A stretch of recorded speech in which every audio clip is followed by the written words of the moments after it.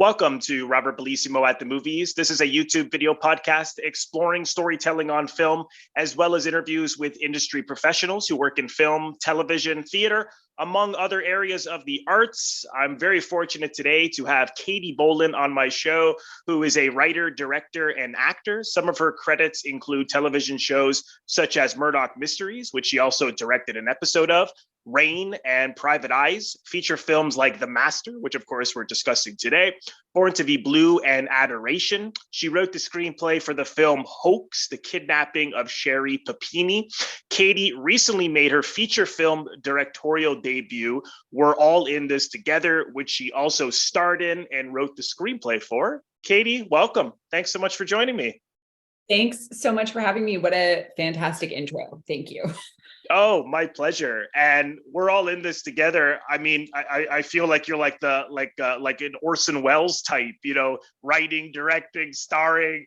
I'm so amazed that you could take all that on. That's just like, that must have just been, was it overwhelming, that experience? It's funny that you mentioned Orson Welles. I was like, it certainly felt as unhinged as Orson Welles. Yes, it was absolutely overwhelming. What I found the most overwhelming was the post-production process and trying to cut together not the movie that I had in my head, not even the movie that I'd written necessarily, but the movie that I had shot. So that was really the overwhelming part. The wearing many hats on set, I actually felt really quite comfortable doing, because at that point, I had worked with a lot of really great filmmakers and several auteurs like Paul Thomas Anderson, who we're going to discuss today, or Adam Goyan, et cetera. Yeah. And so I sort of felt like I'd had so much on-set experience watching like real masters work that I was less overwhelmed really than I should have been while making the film. I guess you had so much to do that it helps with the anxiety, because I'm not saying you had anxiety, but I'm just speaking from my own experience. Perhaps when you have so much to do, there's just no time to think. You just got to move. And I know you shot it in like 16 days, right? So yeah, wow, so it was a very tight timeline. But it's funny when you said anxiety, like right before you said that, I was thinking like, and I'm a person who naturally has so much anxiety that level of anxiety just sort of felt like, oh, natural.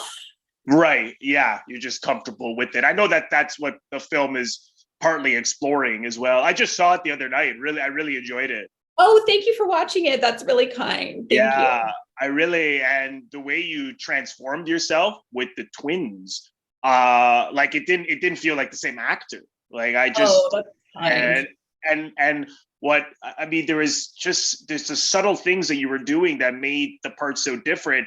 And even just the subtle things you did just in terms of like wardrobe and hair and makeup it's just incredible how these little kind of details can make such a difference and such a contrast. So I really liked it. I thought it was really good.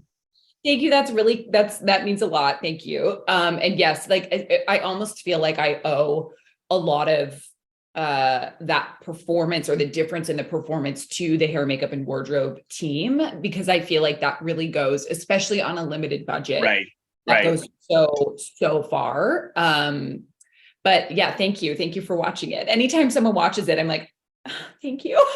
I'm like, yeah, it's weird that it's out in the world and that people can see it, but I really appreciate it. Oh, my pleasure. Yeah, for anyone watching, highly recommend checking it out. I just wanted to talk a little bit about your background, because I know that you started acting when you were 8, and your mother is a director and your father's a journalist. What got you interested in acting to begin with? I think that I was always creative, and I was always interested in the arts, and the way that my brain is oriented is like those things always came much more naturally to me than say like science or math. So I knew, I think from when I was a very small child, that I was going to be an artist, or I wanted to be an artist. And in my family, there was so much creativity and there were so many artists that it didn't seem crazy or impossible at all.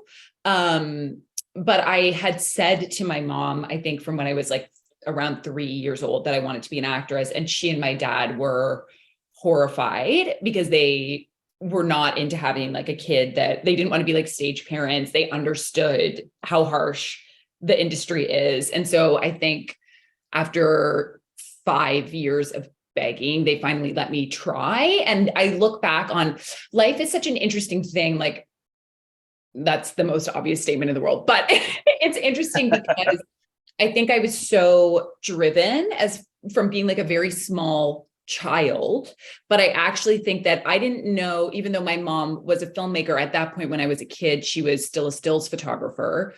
I thought that like the only way to be a part of film was to be an actress. And then as I got older, I think I found like the more natural path for me, or the part of my life.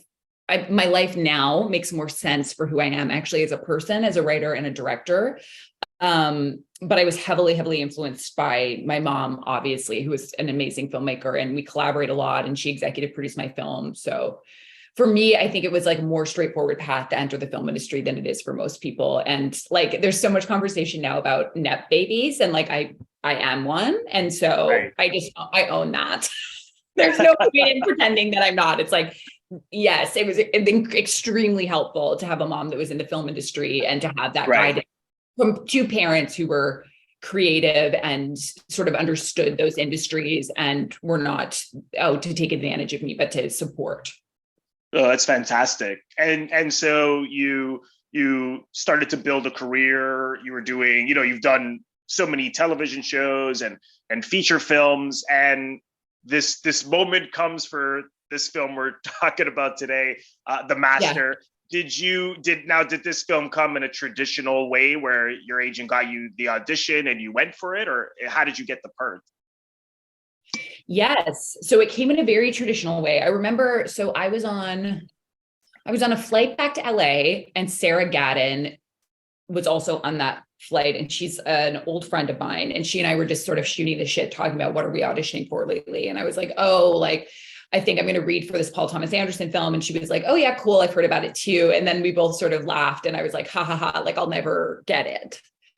But then right. Yeah, you know what I mean? Like, it just seemed, I was like, that's crazy. And there was no information. I had no idea what the project was about. There was rumors that he was making a movie about Scientology, but it was really unclear. I just knew that it was set in the 50s. So I remember I went to the Portable on a studio lot. I remember the dress I wore, and I sat across from the casting director, who is also Paul's producer. And she's just an incredibly gifted casting director, and has a lot, as well as producer, and has a lot to do with Paul's movies. Mm-hmm. And we read the scene, and I remember thinking, like, that didn't go very well. Like, I was like, that was kind of bad. I definitely fucked that up. And then I remember getting a call from my manager at the time, and she was like, Paul likes your look. He thinks you look really 1950s. And he asked, where are you from? Because it didn't seem like you were from LA. And so that's my memory. And then it was a long and sort of very convoluted process where I didn't get the job until they had been shooting for a while. Oh, and then really? They sort of, yes. So there was a lot of like, you're going to do it. You might not do it. You're going to do it. Oh, this other actress is going to do it. Okay, they're going to bring you in and give you like a really small part. And then I was like, okay, amazing. I would be like an extra, which ultimately I was in that film. It's like, I would do anything to work with these people. And was my favorite actor. Joaquin Phoenix, I was like really, I thought these were like the two best actors in the world that I got to watch work. So the process of getting the job was really strange. And I don't think it was necessarily on the strength of my audition. So now, when you say that they were like, okay, we're going to give you a smaller part. Now, did you go in and audition for that part, the woman who brings Joaquin to Philip Seymour Hoffman, or was it a different scene? It was a different scene. It was for the part. I would say it was for the part that Amber Childers plays. But it was a part that was like quite, I remember it was unclear. And I think that often with a lot of huge filmmakers, like they'll give you a scene, but it's not necessarily a scene that's going to be in the movie. Right, And right. it might be like a much earlier version. You just know you're reading for like a woman of this age. So I honestly, I could probably look back through my email and find the scene, but I don't remember what happened in the scene or who I was supposed to be. I just knew that I was reading for a Paul Thomas Anderson movie and playing a woman. Okay. And now, did you go in the one time, or were there callbacks, or how I was the only went in the process? one time, and it was like Okay. months before it shot. Right. And the much of what I ended up doing in the movie, it would just be things that Paul would give me to do on the day. So I think a lot of how he works, if he likes a certain actor, or if there's like a sort of really background character, he'll be like, okay, well, you can say this, or you can try this, or we'll add this to the scene, or I had this idea for a scene, would you like to do it? So it wasn't almost nothing that I ended up doing the film was scripted, and almost none of that made it into the film either. Okay. Oh, really? So there was more. So you did more. There was more scenes with you and Joaquin and Phil. Is that what really? Okay. Oh, that's interesting. Yeah, Wow. there were one of which was like a more sort of romantic scene with Joaquin. And yeah, there was a lot more that didn't end up in the movie, which I understand. People ask, like, did that really bum you out? And I was like, no. Like, I understand that completely. Yeah. Like, there are times when you're like, it just doesn't work, or I don't need this, or this whole storyline has nothing to do with anything. I just felt it on the day, or yeah, it's not personal. It's if of course, as a who has so much experience. It's just the nature of the beast for all the reasons you're saying. It's you never just might not fit, or they don't need it, or they, so yeah. But just to have done more must have been incredible with those legendary actors. And that's sort of how I look at that experience now. Like, to watch Philip Seymour Hoffman work. Firstly, he was such a nice man. And I remember he did this really, I can't even remember the scene. But I remember, like, we were sitting in a church in Compton. That's where we filmed most of it. So I was on set probably for like 3 weeks or a month altogether, because also he was shooting on film. Wow. Yeah, he was shooting on film, and it was slow. Like, it's not like a Canadian film. Like, you have as many days as you want. I remember all the actors who smoked, who were famous, were smoking like real cigarettes. I was like, oh, this is like a real movie. Like, this is so good. I love it. You know what I mean? Versus like every experience I'd had, it's like you have to smoke the fake ones, or so. But I remember he did this really difficult scene, and I was just like, I was 23 years old. I was like, how am I so lucky to be watching this in this process? And like, it was like watching like a witch or some person who's a magician, something that you're just like, this is otherworldly. And then I remember after the scene, either I was part of a conversation or I overheard it, but he said, people asked me, like, is it fun? Like, is it fun when you do a scene that's that hard? And he was like, of course not. Like, it's not fun at all. Like, there's nothing fun about it. And that always really stuck with me. And I think has like been, people think like, well, what was like a really formative moment in your life as an artist?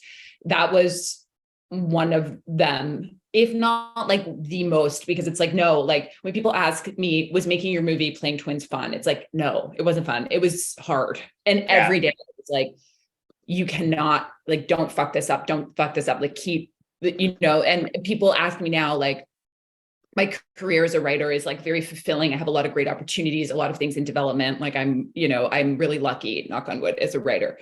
But people are like, oh, do you like writing? I'm like, no. There's nothing about it. It's fun after, if you're like, I'm proud of my work, or that moment is fun, but like the actual creation, for me anyways, is not that fun. And so that was interesting. really interesting to hear him say that.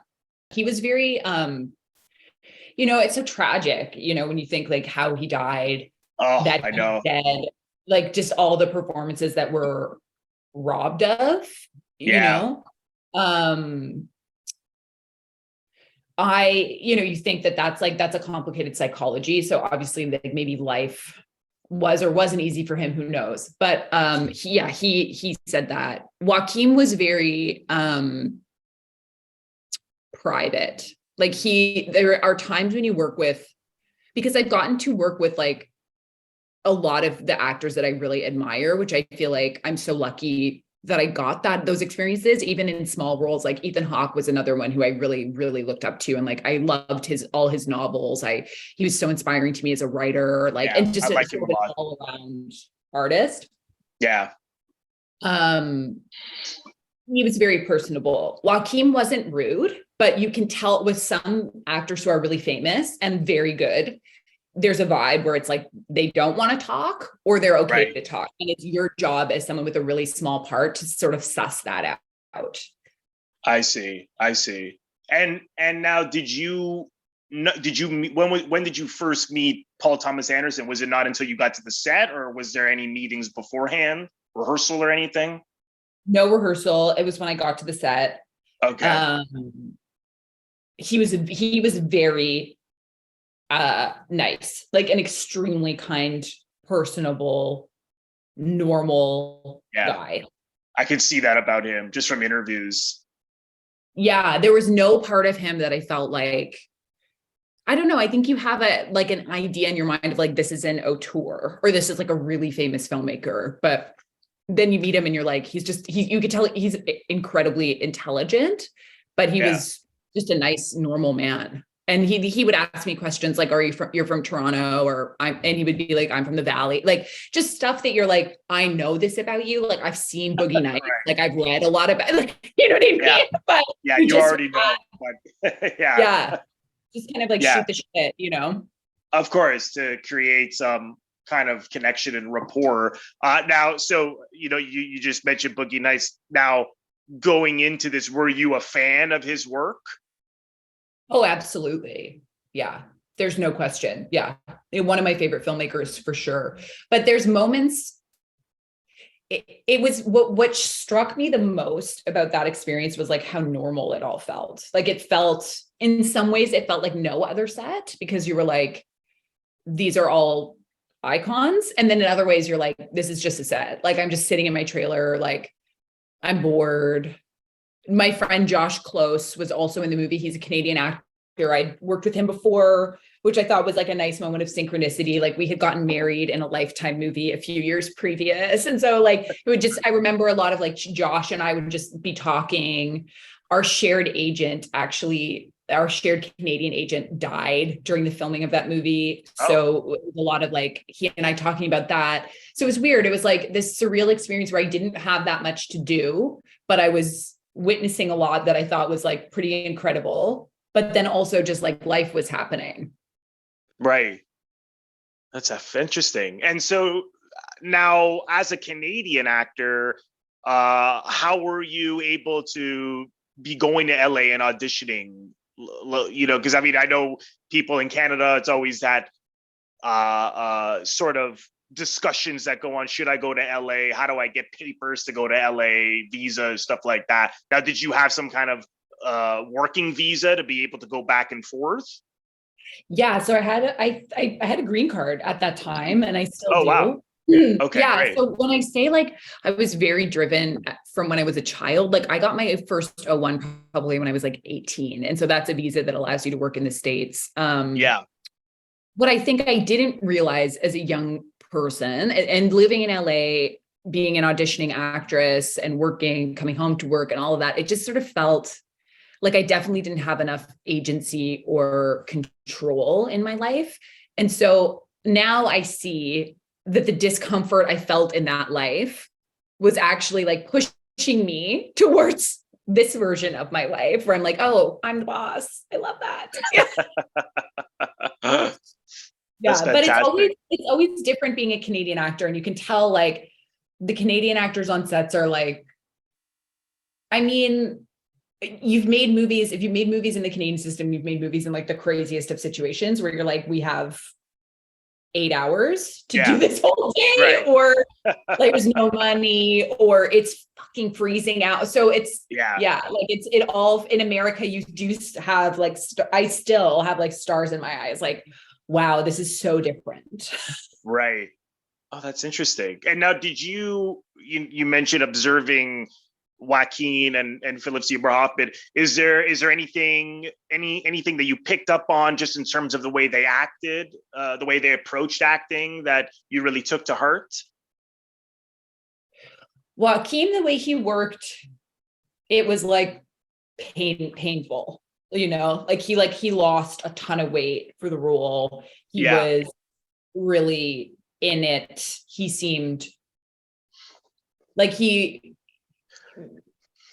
I would say probably like method or method adjacent actor. So he was that character the whole time. It seemed like it was for him to get to where he wanted to artistically. It was like, sometimes it was hard to watch. Like you were like, this person is really in it or feeling it, like there's like some human level suffering. And that's my reflection of that. I don't know what was going on with him internally. Like maybe that's just how he works and it was totally fine for him. Whereas Phil he found it hard, as he said, I think, but he was like a normal guy. Like he would just show up, you would talk to him, he would smoke his cigs, like just be himself, Yeah. Yeah, that's what other people, I once did a play with someone who worked with him on Owning Mahoney, which is a Canadian film. Yes. He did here. And she said that he was so present and really had all his attention on her that at a certain point, I think she hesitated or something in the scene. And then afterwards he said, "What did you want to say there?" And she's like, he just knew that there was something that she wanted to say in the scene. And she says, "Well, I can't change it because it's not in the script," as a Canadian actor, like, and he's a star. And he's like, "Hang on a second." And then he made the change because he just was his attention was right on her, that he could just see that she had some kind of an impulse that she couldn't follow, I guess, because she didn't have the words to say. But I know he's Meisner trained, right? So his attention, and so am I, not directly from Meisner, but I've studied that approach and teach it as well. And of course, you have your attention right on the other person in the scene. And so I could see that about him. Yeah, that's really interesting that she also had that experience, because I remember I'm a big question asker to the point that I feel like I can have a full conversation and people will, like, I'll just ask. And then it's like, there's not a lot of, I don't share very much. So, and that's not intentional. That's just sort of like how I'm wired, I think. But I remember the conversation with him. He asked me so many questions and I was like, wow, this is so interesting that like this Academy Award winner, like probably like arguably, in my opinion, the best actor in the world, is curious about just like little old me, like wants to ask me a question. But the attention that he could put on you, it was disarming and it wasn't uncomfortable and it was incredibly kind. But I just remember being like, wow, like he actually learned things about me, because for however the conversation was oriented, like he asked a lot of questions. And I thought like, that's cool. That's one of the few experiences I've had where that's actually happened. So when you say ask, you mean just getting to know you, or are you talking about in terms of the actual work? Just getting to know me. That's interesting. Like, we're just sitting next to each other, like in the chairs, just like somehow that it ended up that way. Like, I guess I was probably sitting where like all the less important actors sat. And then I guess he came and sat next to me and just asked me like, "Oh, you're from Toronto." And people say it's like New York. I don't think that's true. But like, just asking me a lot of questions. And I remember thinking that's really kind that he did that. Like, cause that's something that I'll do for the rest of my life, Oh, for sure. No, he's so he's certainly, to me, one of the greatest actors of his generation, if not in the history of film. He every time I watch him, he blows me away in every film. So he's surely missed. That's for sure. How did Paul Thomas Anderson direct? Was he specific with what he wanted? Did he kind of just see what you did first and then kind of play off you, or how did he direct? Yeah, he was definitely specific in what he wanted. He would shoot a lot and he wouldn't say action. So in the crowd scenes, the cameras would be on and it would just be, you'd just be talking to your friend, and then you'd realize, oh, they're filming. So he wanted like that, I thought, and I've done that now as a director, because I'm like, that's actually so smart, because people do behave differently as soon as they know. Right. Of course. Yeah. It's this whole big thing. It's like, and camera frame, you know what I mean? Yeah. That's like a full build up. Whereas like, if it's just two people talking. Right. So I sort of caught on to that pretty quickly. You'd see him be like to the camera guys and you're like, oh, they're shooting now. But he was very specific. He would film me specifically for like reactions. And I remember he would say things like, do less, or just listen more, or yeah, like it was almost like he was cutting in his mind. Like he would be like, I know I might need a reaction from her, so I'm going to go put the camera and just get that now. And I remember he would sit, like he would get in on the camera and he would look, and then he would look at the frame like through the eyepiece or whatever, and then he would be like, no, up. And so he was very involved also from like an aesthetic and sort of, yeah, like, I mean, obviously he's like incredible with the camera, you know, but that was cool to watch because he was hands-on with the camera. Okay, great. Yeah, I was always curious how he directed, because he has such, I mean, the performance in his films are always so good. Then again, he's always been fortunate enough to work with the best in every so he, like, I mean, every he's film. He's pretty he's not like married to what he's written necessarily. Like he'll try things on the day too. So that was also fun and it just felt exciting. Like it was like I would go to work and anything could happen. Like I was like, he could be like, I want to do this scene with you, or I would watch and see how the scene would change, or you would look at the sides and then you would watch how it would change. And so much of it for me was just watching, like just sitting, you know? So, he would be, private. Like if he was directing one of the leads, it would be like, I wouldn't hear the direction necessarily. You would see him talk, but it would be private. Okay.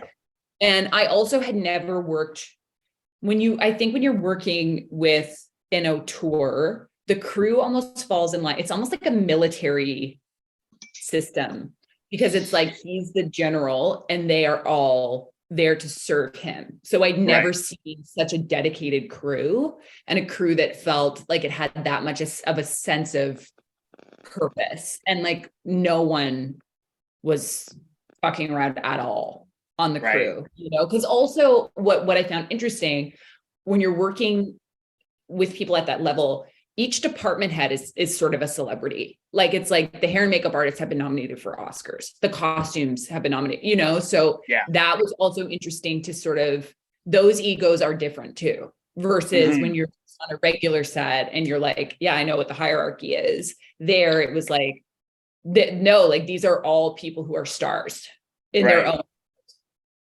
Right. Top of the business. Wow. That's incredible. Yeah. Now, the scene that we see you in as one of the followers of Dodd, Philip Seymour Hoffman's character. Now, because you mentioned, you know, things were done on the day and some improvisation. Was that scripted, or did that just happen from coming up with it on the spot? That scene, I believe, was definitely written, because that's like an important plot point in the movie. But I might have just been thrown in there. from my Okay. memory.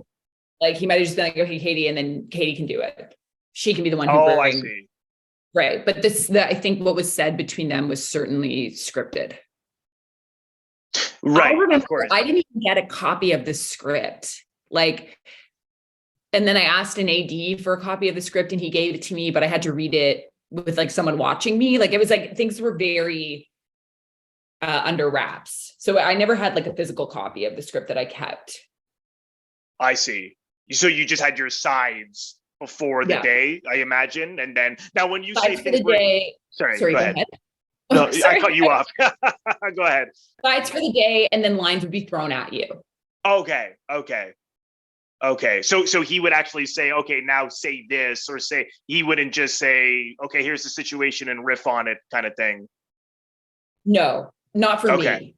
And for like the main actors, they had lines that were written that I believe they would say as they were written. I'm sure some of it changed, but I know from my experience, it would be like, okay, here's what's on the call sheet today. You may or may not get through it. You probably won't get through the call sheet. And here's what you're doing.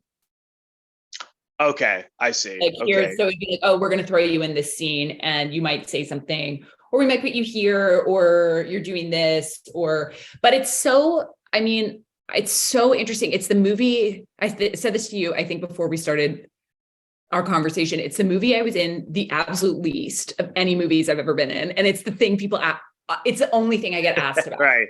Which is like it's like, so sometimes it's so interesting. It's like, people are like, oh my God, you worked with Paul Thomas Anderson. What was that like? And I'm almost embarrassed. I'm like, I'm hardly in the movie, but like I have other, you know what I mean? Like but I'm happy to talk about it because like when I look back on, especially as my career as an actress is sort of dovetailing or changing into something else and I'm moving into a different space. Right. It is, I look back on it and I'm like, wow, like what a trip that you got to do that. Like when you were so young and like, oh, absolutely. How cool. Yeah. But also I'm like, it is weird that I'm not in it at all. And people ask me it's so often. Well, I mean, it's such I mean, to me, it's one of the best films that I've seen made this century. Wow.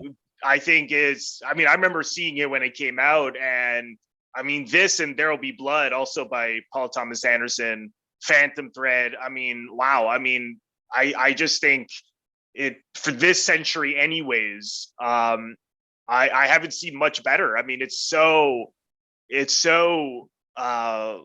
emotional and complicated, and these relationships are so, you know, layered and relatable, even though it's within this Scientology backdrop. But I was curious what you think of the film. Like after seeing it, how did you feel about it? I mean, I thought it was incredible. I thought the performances were amazing. There was an element of, I remember when I first seeing it, of feeling like, oh, I'm not in it very much. Or like a lot of, you know what I mean? Yeah. I was like, oh, like, so my stuff got cut. Yeah. But then I was also like, but how cool. Like cool that I got to work with these people. Oh, for sure. I remember really thinking the movie was just incredible, and particularly the performances. It's not my favorite of his films. Like I would say Boogie Nights is by far my favorite. Magnolia, but I do feel like I'm like, it's like all his work is so, it's like so meaningful and so, as you said, so complicated, so layered, like it's like masterful on every level. But I remember, but like I've rewatched Boogie Nights many times, especially as a director, because you're just like, the shots in that are so phenomenal.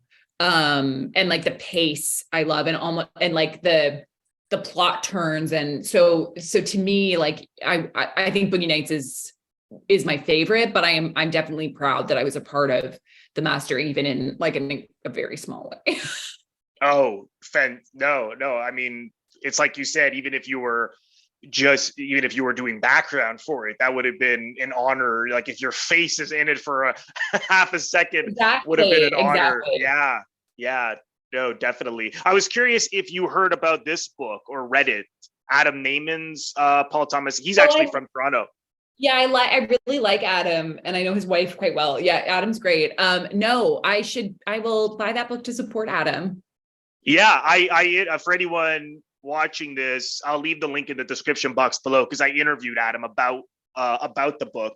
But I just wanted to read one sentence here because he talks about your scene in the book. Oh my God, I didn't know that. Adam, thank you. Cool. And you're mentioned as Katie Boland playing as he puts your Dot's followers. But I was curious what you if this was anything that came up perhaps on the set about the line you have, because he says here, you're safe, you're at sea. Freddie is told by one of Dodd's followers, Katie Boland, upon waking disheveled below decks the next morning. A line with an unsubtle double meaning. To be at sea is to be confused and indecisive, which is to say that her assessment is accurate. Like obviously that's a critical interpretation, but I thought, well, it's an interesting take that you say to him, because it's true. I mean, at that point, Freddie is so confused and indecisive and lost, and he gets something out of this relationship, at least with Dodd. But I was wondering if you had any thoughts. It's true that line, you're at sea, why that obvious kind of line, I wonder, from that character. I don't know if you had anything on that. Okay, I remember he gave me a ton of different things to say. Right, so that I figured. Yeah, he was like, say this, say this, say this, say this. And then I remember shooting that. This is how like sort of young I was in some ways. He shot Joaquin's side and then he didn't shoot my side. So he just wanted my voice. And I remember being like, aren't they going to shoot my side? It's like, no, this is like an like, no, he knows what you know what I mean? Like if he's not shooting your side, it's not like he forgot. Like he doesn't need your side of the scene. But that's cool. That's cool that Adam wrote that, and that I'll write him an email and I'll buy his book. That would be cool to like show my future children one day. Oh, for sure. I mean, it's a really wonderful book, and there was a lot that he writes about his films that, because I've liked his films. I have mixed feelings about some of them. A couple of his films I don't like at all, but some are just absolute masterpieces in my view. But I hadn't really given his films probably a lot of thought that I perhaps have with other filmmakers. But yeah, I highly recommend it because there's so much that Adam explores that I think is really worth reading about and considering if you're a fan of Paul Thomas Anderson. So yeah, it's certainly a wonderful read. It's interesting that you say you were wondering why they didn't shoot your side, which as an actor myself, I could totally understand why you get it, right? Yes. Yeah, of course. But it's interesting because when you watch that scene, that character almost seems like you're like Angelic, it's like you're the angel who's bringing him over to the, it doesn't feel, it feels surrealistic. That's interesting that the fact that you said that. So that's what Paul would always say to me. He was like, to me, you're like an angel in this film. Oh, that's you're interesting. Like, yeah. So you picked up on that. And what I think is, criticism, being a critic, film theory, all of this is like Adam picked up on something that was correct, real, happening. His take on it is like, is right. Like I think there was a double entendre to that line, and that I don't know that Paul consciously thought that. So there's like the artist who is working intuitively, or there's just some sort of, either it's like a connection to what, like another world or whatever. And these ideas come into your head and you say it. And then it's like, the interpretation from sort of like an intellectual standpoint what Paul was trying to communicate emotionally without even thinking intellectually, like match up somehow. So exactly. That is, I think, yeah, that's like genuine genius, I think. Yeah, and I think it works beautifully that you actually are not, that you don't have a close up, and so we just see you there, but it's hard for me to articulate why it feels this way, but it just gives it an angelic, surreal quality. Whereas I think if you went closer, it would feel like you are a real person. But since we never see you before or after, it's like, who was that woman? Yes. It's like, she's like, like he jumps on this boat and you're the one that has some kind of knows about him, perhaps, with that line. This is just an interpretation. You're safe at sea. You're at sea, you're safe. And then bringing him over to the master, which of course is the major turning point for Freddie, right? So I love it. Yeah, no, it's definitely, and also just the whole Scientology aspect of the film was very interesting to me. I remember we would be on set and we would be nervous that Scientologists were there because that somehow they were because it's such a, I'm sure I would be considered like a suppressive person by Scientologists, but it's such a, it's a litigious organization. They do spy. So I remember there were always moments when we'd be like, are some of these background performers Scientologists? Like, what is that whole layer of filming was really interesting too. So it was an experience for sure. Oh, no, absolutely. I was curious. This is something I ask guests sometimes, which some people hate this question, but I'm always curious if people had, if you were only able to watch 5 films that you really liked for the rest of your life, if someone said you can only watch 5 movies, you got to pick, what off the top of your head would you go with? Oh my God, that's a tough one. It's really hard. Eternal Sunshine of the Spotless Mind, for sure. Boogie Nights, Ed Wood, Cabaret, controversial, but I do love it, Annie Hall. Oh, wow. Those are all really, really interesting, unique choices. Wow. Yeah, I'm always curious. Yeah, and then there's the much more modern movies too, but I'm just off the top of my head. Those were films that I saw maybe when I was 18, 19. Yes, I would have been around that age when I saw all of them, I think. And that it's like, it's such a formative time. And I remember I was discovering that I loved film really. And those all really left a tremendous impact on me. Do you have any favorite filmmakers? Anyone that's particularly a favorite of yours? The person who I find just the most inspiring in general would be Charlie Kaufman, because I feel he can communicate so much about the surreality of life, and he to me is the greatest mind. And my favorite filmmaker who I look up. Oh, I would almost add Stories We Tell to that list, but my favorite filmmaker who I look up to the most is Sarah Polley. Yeah. Just the way, there's so much to look up to there. Yeah, I like her movies. I like her movies a lot, actually. Is there any filmmakers that you, there may be many, but off the top of your head that you're still want to explore that you just haven't quite gotten to yet? Yes, so many. I actually feel I don't have a tremendous cinema education.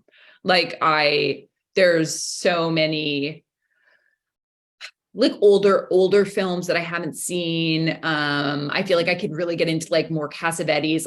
I have watched them, but I would like to watch them from a more. He's my favorite. He's incredible. But I don't want to say from an academic standpoint, but I would love to almost watch movies with someone like you or Adam and just discuss after from that POV. For me, a lot of what I watch now, particularly because I'm making films and writing films, I almost, I like have fatigue. So I watch a lot of documentaries. That's like the main thing that I'm into watching, just because I'm like, there's so little, it's not like I'm watching and I'm like, oh, I should take notes on this, or that's a really cool shot, I should copy that somehow. It's more like, this is just talking heads. just watch, I see, almost like a just to get out of the fiction realm. Is that what you mean? Yes, because I find like you must feel this way too. I think anyone who works in film or musicians or whatever, it's like you don't watch it the same way that other people watch it. You watch it like, I know how they did that, or wait, how did they do that? Or is this good? Like versus like, I'm just immersed in something and I want to turn my brain off. I see. Yeah, I see what you mean. And could you just last question, is there anything you could share that you're working on now? Yeah, so I'm writing my second film that's called The Funeral Play that we're going to make later this year. It's based on, I got the life rights of my best friend's, one of my best friend's grandfathers, who put on a play where he sort of memorialized his life while he was still alive, that he made his whole family act in. Then none of them were actors. Oh, that's interesting. Yeah. So that's my next film. And I'm writing a movie this has inspired me to rewatch The Master, it being about a cult sort of, but I'm writing a movie about a female cult leader that Jemima Kirk is going to star in. So that's what I'm working on now. As far as like I have a lot of TV stuff too that's in development, but those are my two main focuses right now. Fantastic. And if for people who want to follow you on social media or anywhere else, where's the best place for them to go? My Instagram, Katie Boland 13 on Instagram. That's where I'm most active. I would say my Instagram. I don't know is the content thrilling? I don't know, but give me a follow.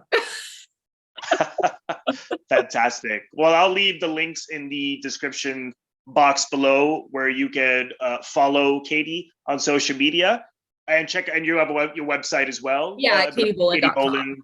KatieBoland.com. Great. So I'll leave the links in the description box below for anyone who wants to follow Katie. Katie, thank you so much for taking the time to talk to me today. It's been such a real pleasure. So thank you so much. Thank you. It was great to speak with you. And like, please be in touch. When we're both in Toronto, I know we're both in Toronto now, but next time let's get together. I would love to meet in person. Thank you so much, everyone, for watching. If this is your first time here on my YouTube channel, please consider subscribing by pressing the Robert Bellissimo at the Movies logo. You will see it floating above my head in the top left corner to your top left in just a second. Just click on that and then click the bell in order to get a notification every time I release one of my new episodes or when I go live. Thank you so much, everyone. I will see you in the next episode.